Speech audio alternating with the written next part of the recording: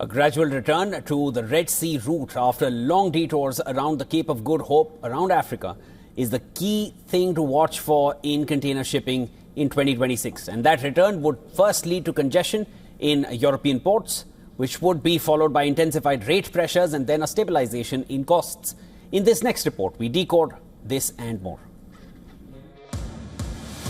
Container lines deciding to navigate back to the Red Sea is arguably the most important development to watch for in the global shipping market next year.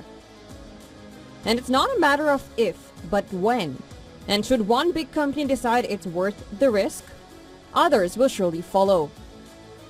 The Suez Canal has been a vital link for modern east-west trade for decades, handling over 15% of global goods trade, and up to twice that share of global container traffic, particularly consumer goods.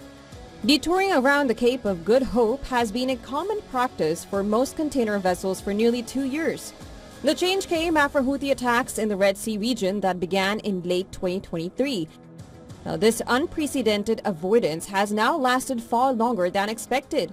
That triggered a rebound in container rates and liner profit margins after their sharp decline from elevated pandemic levels in 2023. Resuming Red Sea transit saves more than 3,000 nautical miles and roughly 10 days of sailing on the Asia Northwest Europe route. Over time, this will significantly free up vessel capacity, as the detour currently absorbs around 6% of global fleet capacity on top of frequent delays.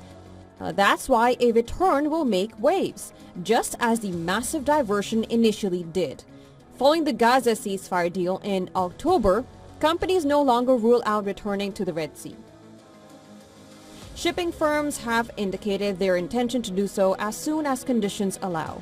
But the latest data shows Red Sea shipping has yet to recover. Returning to the Red Sea route would be a logical move, but it is also the elephant in the room. Efficiency in customer supply chains will eventually benefit from the reopening passage, and so will fuel consumption and greenhouse emissions that peaked due to the extra miles. But a return to the previous norm will first come with new disruption. Vessels arriving earlier than expected could trigger port congestion. They may once again clog container terminals and cause delays for ships and empty containers across supply chains. Container liners might blank sailings to mitigate this effect, but overall freight rates could rise, especially if this shift coincides with the Chinese New Year. Business Bureau Report, WION World is One.